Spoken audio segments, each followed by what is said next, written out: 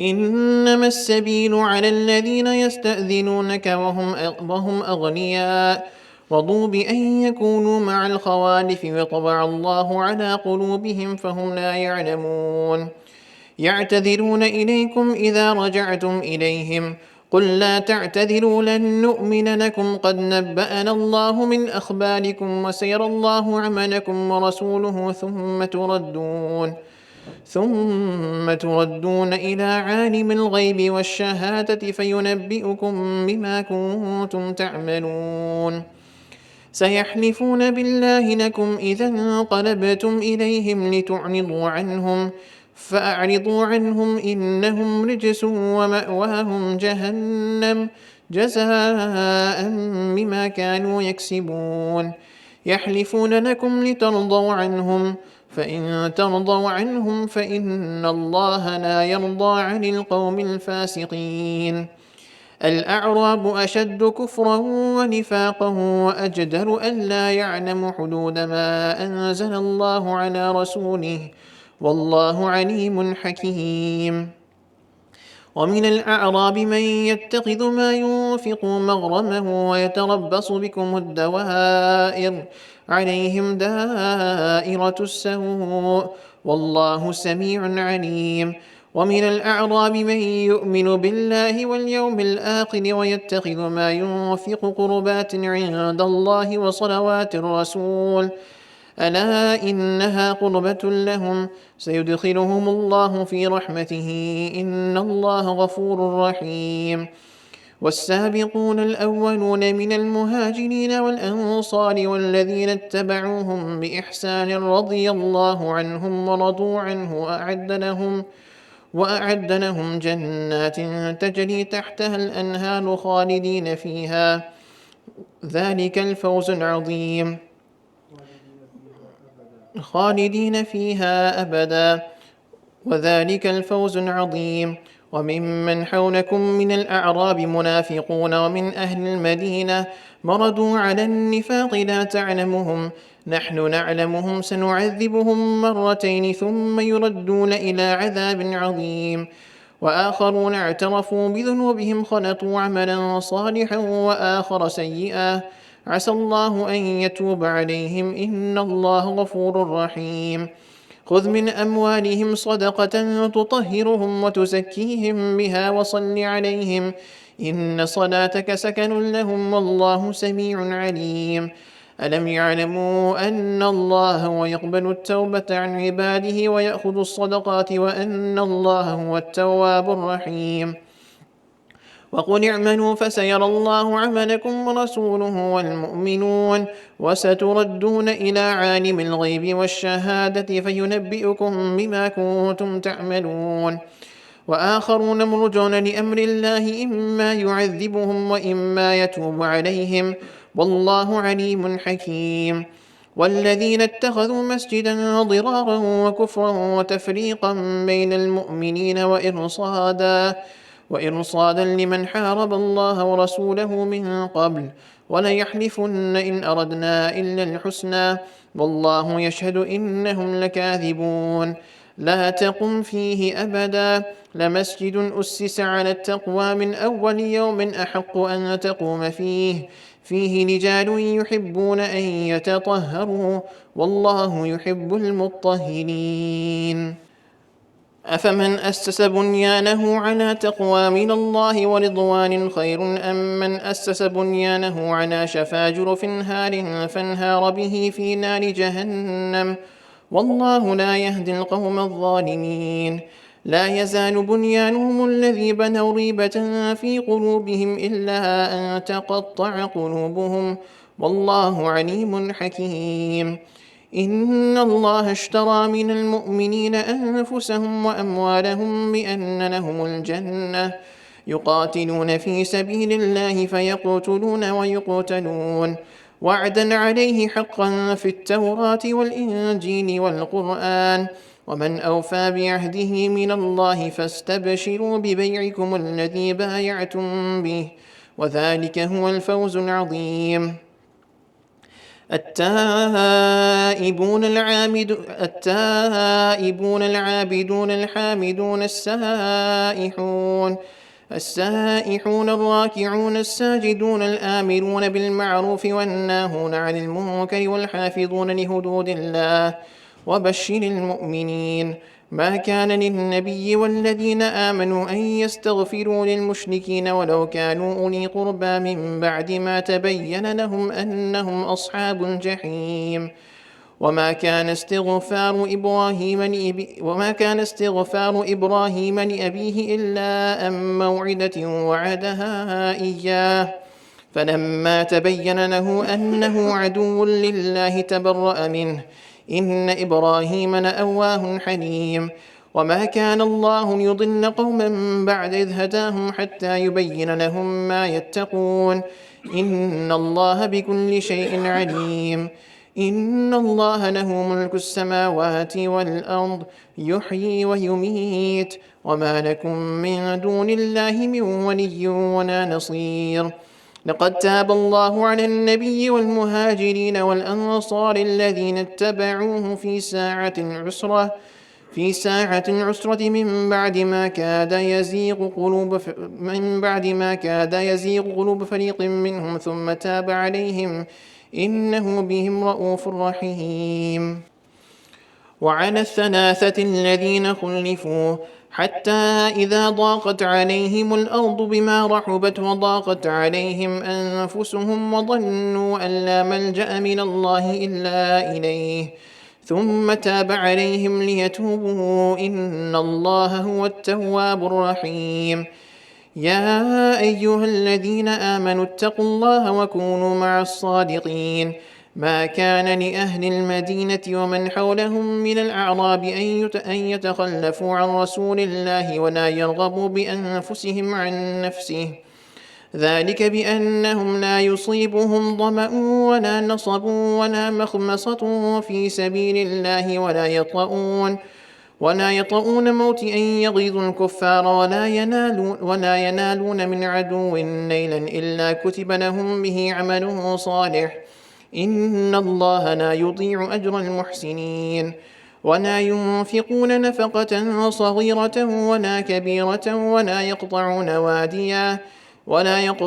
واديا إلا كتب لهم ليجزيهم الله أحسن ما كانوا يعملون.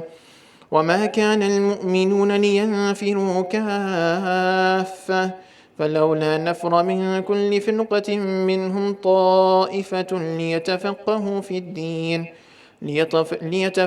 في الدين ولينذروا قومهم إذا رجعوا إليهم لعلهم يحذرون.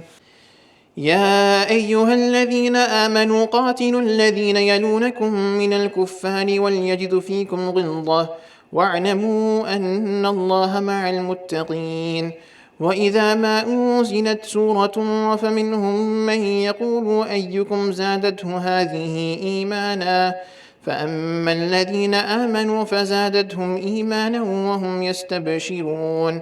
وأما الذين في قلوبهم مرض فزادتهم رجسا إلى رجسهم وماتوا وهم كافرون. أولا يرون أنهم يفتنون في كل عام مرة أو مرتين ثم لا يتوبون ولا هم يذكرون. وإذا ما أنزلت سورة نظر بعضهم إلى بعض هل يراكم من أحد ثم انصرفوا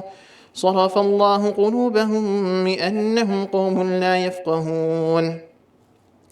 لقد جاءكم رسول من أنفسكم عزيز عليه ما عنتم حريص عليكم بالمؤمنين رءوف رحيم. فإن تولوا فقل حسبي الله لا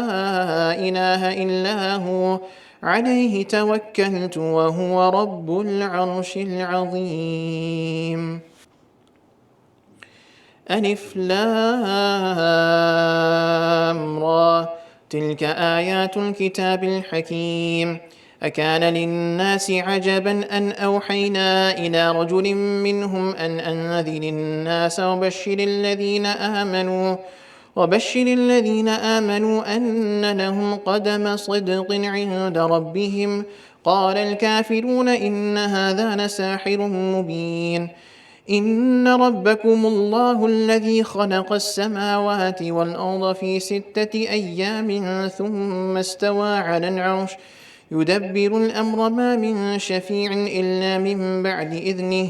ذلكم الله ربكم فاعبدوه أفلا تذكرون إليه مرجعكم جميعا وعد الله حقا إنه يبدأ الخلق ثم يعيده ليجزي الذين آمنوا وعملوا الصالحات بالقسط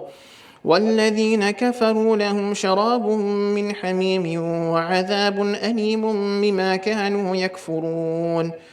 هو الذي جعل الشمس ضياء والقمر نورا وقدره منازل لتعلموا عدد السنين والحساب ما خلق الله ذلك إلا بالحق يفصل الآيات لقوم يعلمون إن في اختلاف الليل والنهار وما خلق الله في السماوات والأرض لآيات لقوم يتقون إن الذين لا يرجون لقاءنا ورضوا بالحياة الدنيا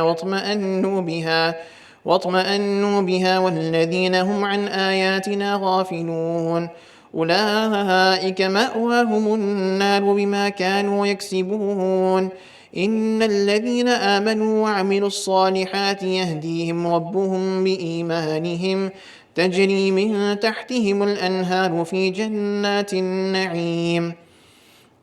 دعواهم فيها سبحانك اللهم وتحيتهم فيها سلام وآخر دعواهم أن الحمد لله رب العالمين ولو يعجل الله للناس الشر استعجالهم بالخير لقضي إليهم أجلهم فنذر الذين لا يرجون لقاءنا في طغيانهم يعمهون وإذا مس الإنسان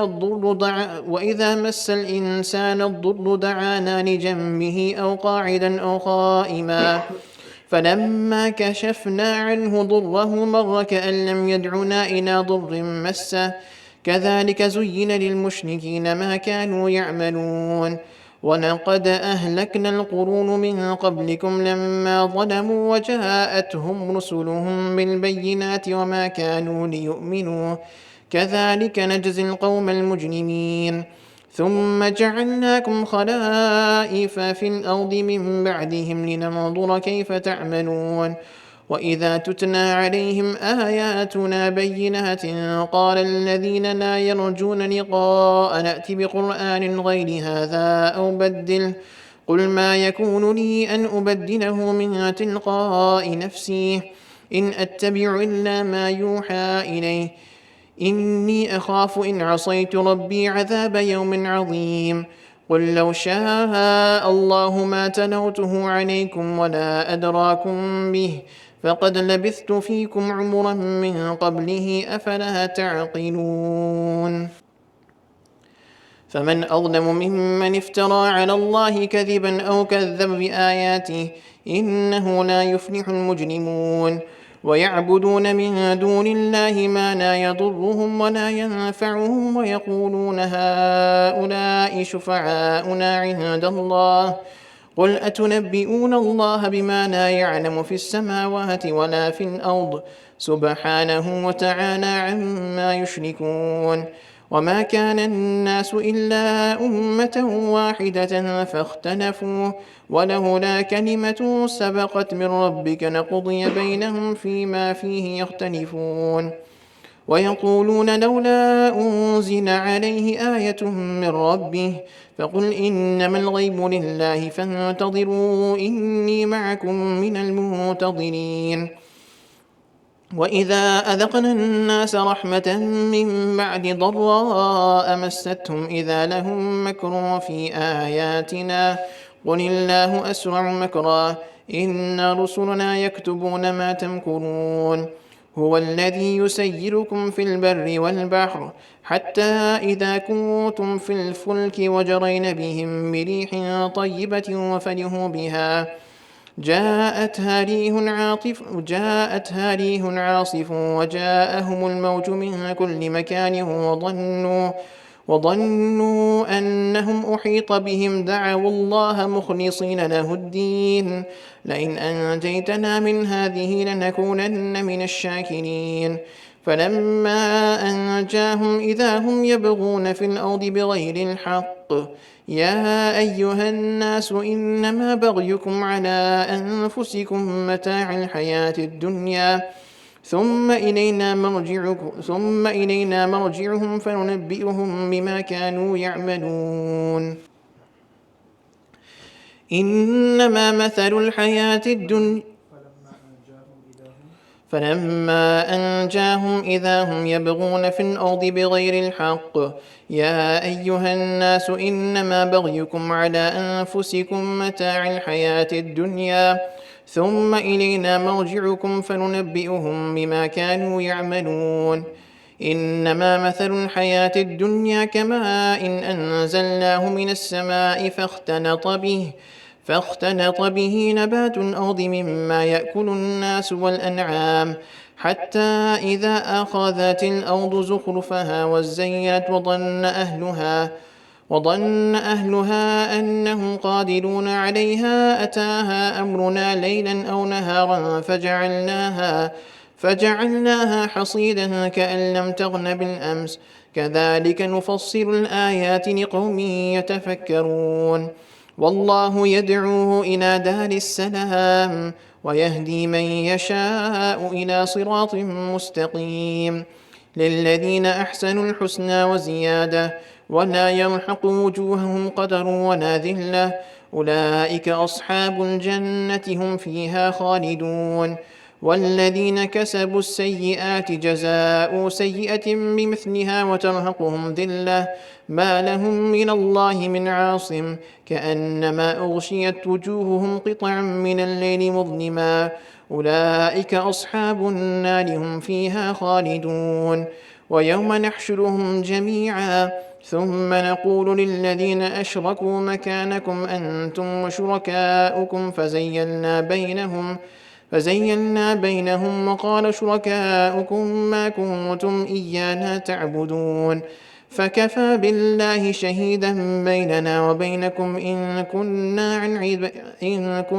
عن عبادتكم لغافلين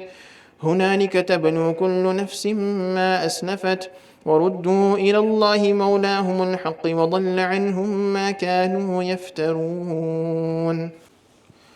قل من يرزقكم من السماء والأرض أم من يملك السمع والأبصار ومن يخرج الحي من الميت ويخرج الميت من الحي ومن يدبر الأمر فسيقولون الله فقل أفلا تتقون فذلكم الله ربكم الحق فماذا بعد الحق إلا الضلال فأنى تصرفون كذلك حقت كلمة ربك على الذين فسقوا أنهم لا يؤمنون قل هل من شركائكم من يبدأ الخلق ثم يعيده قل الله يبدأ الخلق ثم يعيده فأنى تؤفكون قل هل من شركائكم من يهدي إلى الحق قل الله يهدي للحق أفمن يهدي إلى الحق أحق أن يتبع أم من لا يهدي إلا أن يهدى فما لكم كيف تحكمون وما يتبع أكثرهم إلا ظنا إن الظن لا يغني من الحق شيئا إن الله عليم بما يفعلون وما كان هذا القرآن أن يفترى من دون الله ولكن تصديق الذي بين يديه وتفصيل الكتاب لا ريب فيه من رب العالمين أم يقولون افتراه قل فأتوا بسورة مثله وادعوا من استطعتم من دون الله إن كنتم صادقين بل كذبوا بما لم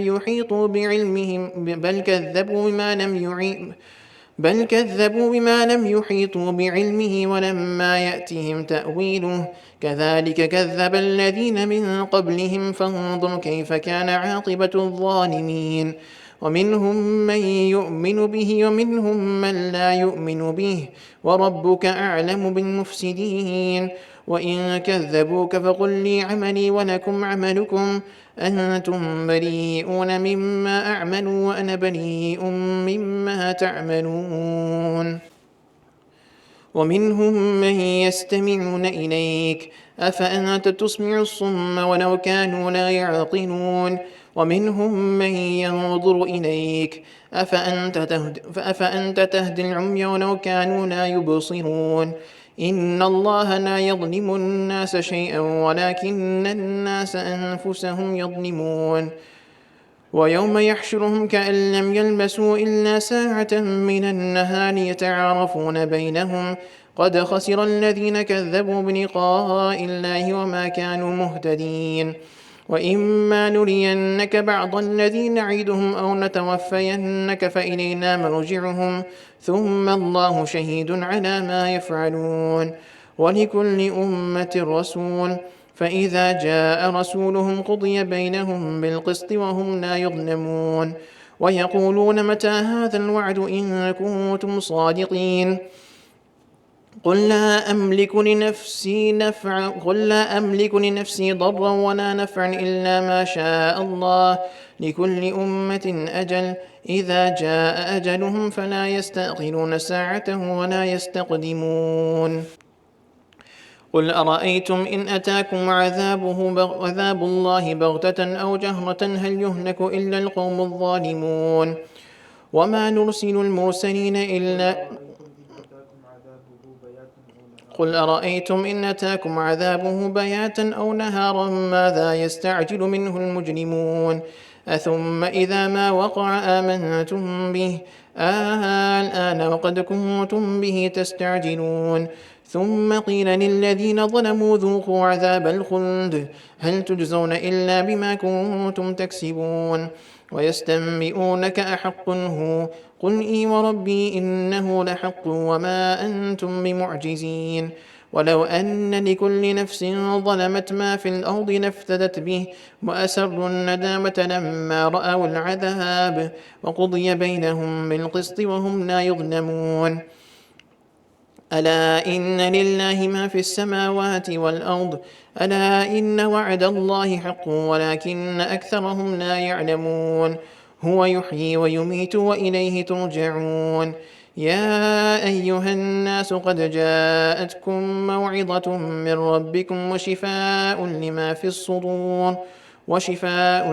الصدور وهدى ورحمة للمؤمنين قل بفضل الله وبرحمته فبذلك فليفرحوا هو خير مما يجمعون قل أرأيتم ما أنزل الله لكم من رزق فجعلتم منه حراما وحلالا قل الله أذن لكم أم على الله تفترون وما ظن الذين يفترون على الله الكذب يوم القيامة إن الله لذو فضل على الناس ولكن أكثرهم لا يشكرون وما تكونوا في شأن وما تتلو منه من قرآن ولا تعملون من عمل إلا كنا عليكم شهودا إذ تفيضون فيه وما يعذب عن ربك إلا من مثقال ذرة في الأرض ولا في السماء ولا أصغر من ذلك ولا أكبر إلا في كتاب مبين ألا إن أولياء الله لا خوف عليهم ولا هم يحزنون الذين آمنوا وكانوا يتقون لهم البشرى في الحياة الدنيا وفي الآخرة لا تبديل لكلمات الله ذلك هو الفوز العظيم ولا يحزنك قولهم إن العزة لله جميعا هو السميع العليم ألا إن لله من في السماوات ومن في الأرض وما يتبع الذين يدعون من دون الله شركاء إن يتبعون إلا الظن وإن هم إلا يخرصون هو الذي جعل لكم الليل لتسكنوا فيه والنهار مبصرا إن في ذلك لآيات لقوم يسمعون قالوا اتخذ الله ولدا سبحانه هو الغني له ما في السماوات وما في الأرض إن عندكم من سلطان بهذا أتقولون على الله ما لا تعلمون قل إن الذين يفترون على الله الكذب لا يفلحون متاع في الدنيا ثم إلينا مرجعهم ثم نذيقهم العذاب الشديد بما كانوا يكفرون واتل عليهم نبأ نوح إذ قال لقومه يا قوم إن كان كبر عليكم مقامي وتذكيري بآيات الله فعلى الله توكلت فأجمعوا أمركم وشركاءكم ثم لا يكن أمركم عليكم غمة ثم اقضوا إلي ولا تنظرون فإن توليتم فما سألتكم من أجر إن أجري إلا على الله وأمرت أن أكون من المسلمين فكذبوه فنجيناه ومن معه في الفلك وجعلناهم خلائف وأغرقنا الذين كذبوا بآياتنا فانظر كيف كان عاقبة المنذرين ثم بعثنا من بعده رسلا إلى قومهم فجاءوهم بالبينات فما كانوا ليؤمنوا بما كذبوا به من قبل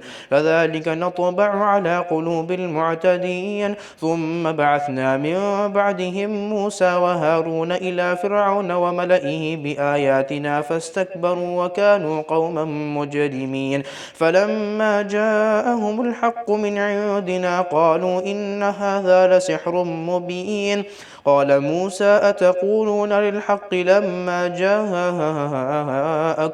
ولا يفلح الساحرون أسحر هذا ولا يفلح الساحرون قال موسى أتقولون للحق لما جاءكم أسحر هذا ولا يفلح الساحرون قالوا أجئتنا لتلفتنا عما وجدنا عليه آباءنا وتكون لكما الكبرياء في الأرض وما نحن لكما بمؤمنين وقال فرعون ائتوني بكل ساحر عليم فلما جاء السحرة قال لهم موسى ألقوا ما أنتم ملقون فلما ألقوا قال موسى ما جئتم به السحر إن الله سيبطله إن الله لا يصلح عمل المفسدين ويحق الله الحق بكلماته ولو كره المجرمون فما آمن لموسى إلا ذرية من قومه على خوف من فرعون وملئهم أن يفتنهم وإن فرعون لعال في الأرض وإنه لمن المسرفين وقال موسى يا قوم إن كنتم آمنتم بالله فعليه توكلوا إن كنتم مسلمين فقالوا على الله توكلنا ربنا لا تجعلنا فتنة للقوم الظالمين ونجنا برحمتك من القوم الكافرين وأوحينا إلى موسى وأخيه أن تبوأ لقومكما بمصر بيوتا واجعلوا بيوتكم قبلة وأقيموا الصلاة وبشر المؤمنين وقال موسى ربنا إنك آتيت فرعون وملأه زينة وأموالا في الحياة الدنيا ربنا ليضلوا عن سبيلك ربنا اطمس على أموالهم واشتد على قلوبهم فلا يؤمنوا حتى يروا العذاب الأليم قال قد أجيبت دعوتكما فاستقيما ولا تتبعان سبيل الذين لا يعلمون وجاوزنا ببني إسرائيل البحر فأتبعهم فرعون وجنوده بغيا وعدوا حتى إذا أدركه الغرق قال آمنت أنه لا إله إلا الذي آمنت به بنو إسرائيل وأنا من المسلمين الآن وقد عصيت قبل وكنت من المفسدين فاليوم ننجيك ببدنك لتكون لمن خلفك آية وإن كثيرا من الناس عن آياتنا لغافلون ولقد بوأنا بني إسرائيل مبوأ صدق ورزقناهم من الطيبات فما اختلفوا حتى جاءهم جاءهم العلم إن ربك يقضي بينهم يوم القيامة فيما كانوا فيه يختلفون فإن كنت في شك مما أنزلنا إليك فاسأل الذين يقرؤون الكتاب من قبلك لقد جاءك الحق من ربك فلا تكونن من الممترين ولا تكونن من الذين كذبوا بآيات الله فتكون من الخاسرين إن الذين حقت عليهم كلمة ربك لا يؤمنون ولو جاءتهم كل آية حتى يروا العذاب الأليم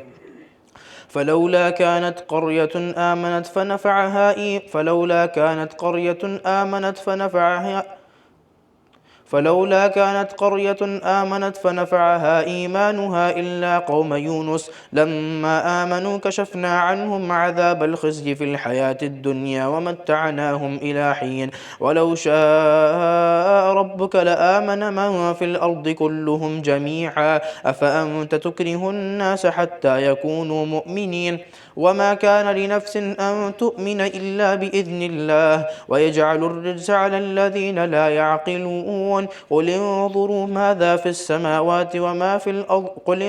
ماذا في السماوات والأرض وما تغني الآيات والنذر عن قوم لا يؤمنون فهل ينتظرون إلا مثل أيام الذين خلوا من قبلهم قل فانتظروا إني معكم من المنتظرين ثم ننجي رسلنا والذين آمنوا كذلك حقا علينا ننجي المؤمنين قل يا أيها الناس إن كنتم في شك من ديني فلا أعبد الذين تعبدون من دون الله ولكن أعبد الله الذي يتوفاكم وأمرت أن أكون من المسلمين وأن أقم وجهك للدين حنيفا ولا تكونن من المشركين ولا تدع من دون الله ما لا ينفعك ولا يضرك فإن فعلت فإنك إذا من الظالمين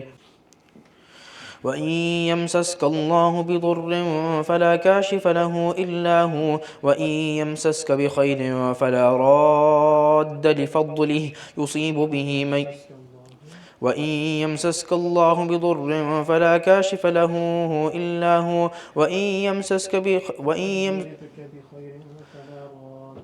وإن يردك بخير فلا راد لفضله يصيب به من يشاء من عباده وهو الغفور الرحيم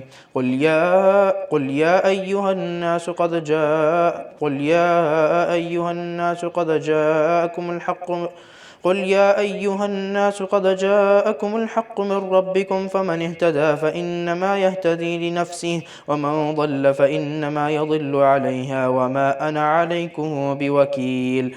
واتبع ما يوحى إليك واصبر حتى يحكم الله وهو خير الحاكمين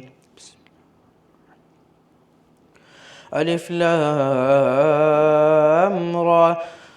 كتاب أحكمت آياته ثم فصلت من لدن حكيم خبير ألا تعبدوا إلا الله إنني لكم منه نذير وبشير وأن استغفروا ربكم ثم توبوا إليه يمتعكم متاعا حسنا إلى أجل مسمى ويؤت كل ذي فضل فضله وإن تولوا فإني أخاف عليكم عذاب يوم كبير إلى الله مرجعكم وهو على كل شيء قدير ألا إنهم يثنون صدورهم ليستخفوا منه ألا حين يستغشون ثيابهم يعلم ما يسرون وما يعلنون إنه عليم بذات الصدور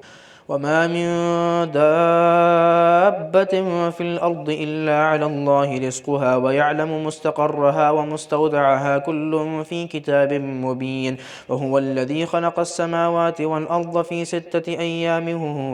وكان عرشه على الماء ليبلوكم أيكم أحسن عملا ولئن قلت إنكم مبعوثون من بعد الموت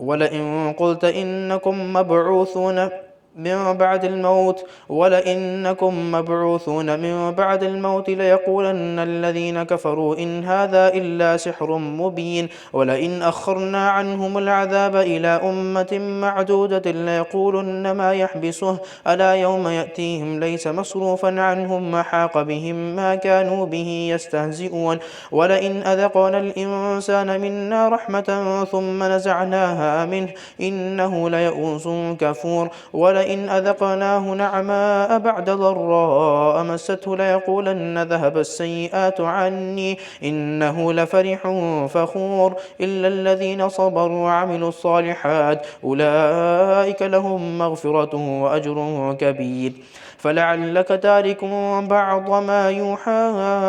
إليك وضائق به صدرك أن يقولوا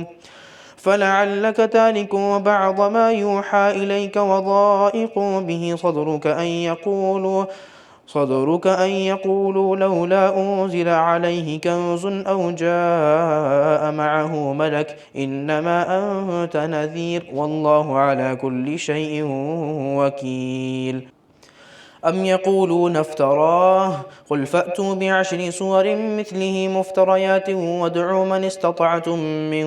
دون الله إن كنتم صادقين فإن لم يستجيبوا لكم فاعلموا أنما أنزل بعلم الله وأن لا إله إلا هو فهل أنتم مسلمون من كان يريد الحياة الدنيا وزينتها نوفي إليهم أعمالهم فيها وهم فيها لا يبخسون أولئك الذين ليس لهم في الآخرة إلا النار وحبط ما صنعوا فيها وباطل ما كانوا يعملون أفمن كان على بينة من ربه ويتلوه شاهد منه ومن قبله كتاب موسى إماما ورحمة أولئك يؤمنون به ومن يكفر به من الأحزاب فالنار موعده فلا تك في مرية منه إنه الحق من ربك ولكن أكثر الناس لا يعلمون ومن أظلم ممن افترى على الله كذبا أولئك يعرضون على ربهم ويقول الأشهاد هؤلاء الذين كذبوا على ربهم ألا لعنة الله على الظالمين الذين يصدون عن سبيل الله ويبغونها عوجا وهم بالآخرة هم كافرون أولئك لم يكونوا معجزين في الأرض وما كان لهم من دون الله من أولياء يضاعف لهم العذاب ما كانوا يستطيعون السمع وما كانوا يبصرون أولئك الذين خسروا أنفسهم وضل عنهم ما كانوا يفترون لا جرم أنهم في الآخرة هم الأخسرون إن الذين آمنوا وعملوا الصالحات وأخبروا إلى ربهم أولئك أصحاب الجنة هم فيها خالدون مثل الفريقين كالأعمى والأصم والبصير والسميع هل يستويان مثلا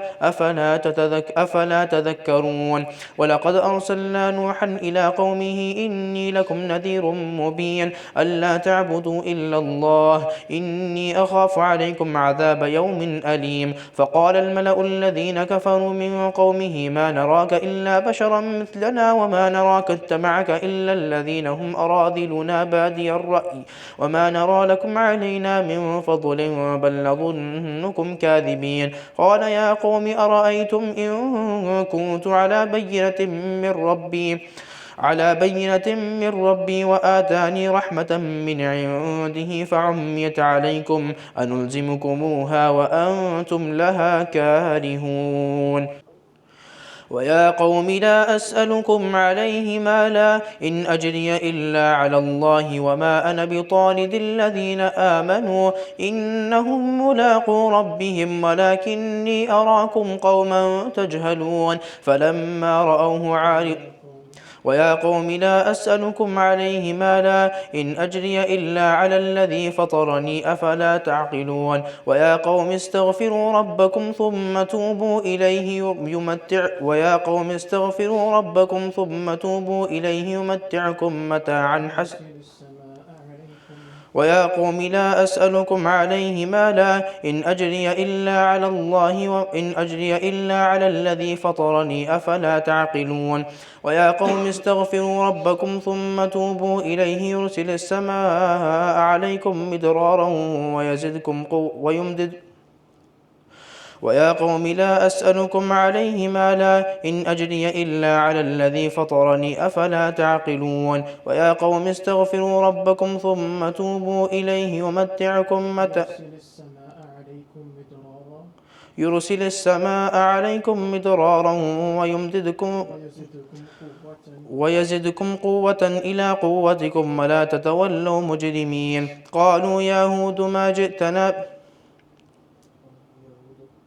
قالوا يا هود ما جئتنا ببينة وما نحن بتاركي آلهتنا عن قولك وما نحن لك بمؤمنين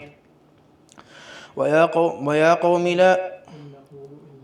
إن نقول إلا اعتراك بعض آلهتنا بسوء قال إني أشهد الله واشهدوا أني بريء مما تشركون من دونه فكيدوني جميعا ثم لا تنظرون إني توكلت على الله ربي وربكم ما من دابة إلا هو آخذ بناصيتها إن ربي على صراط مستقيم ويا قوم لا أسألكم عليه مالا إن أجري إلا على الذي فطرني أفلا تعقلون ويا قوم استغفروا ربكم ثم توبوا إليه يمتعكم متاعا حسنا إلى أجل مسمى ويؤت كل ذي فضل فضله فإن تولوا فإني أخاف عليكم عذاب ويا قوم استغفروا ربكم ثم توبوا إليه يرسل السماء عليكم مدرارا ويزدكم قوة إلى قوتكم ولا تتولوا مجرمين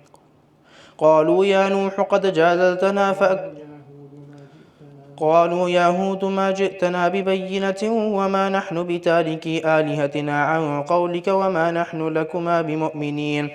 إن نقول إلا اعتراك بعض آلهتنا بسوء قال إني أشهد الله واشهدوا أني بريء مما تشركون من دونه فكيدوني جميعا ثم لا تنظرون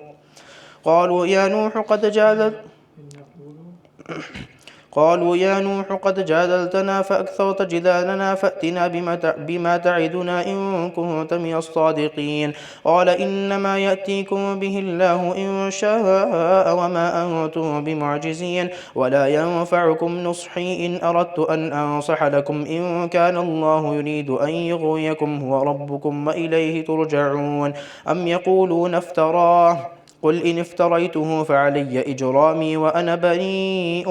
مما تجرمون وأوحي إلى نوح أنه لن يؤمن من قومك إلا من قد آمن فلا تبتئس بما كانوا يفعلون واصنع الفلك بأعيننا ووحينا ولا تخاطبني في الذين ظلموا إنهم مغرقون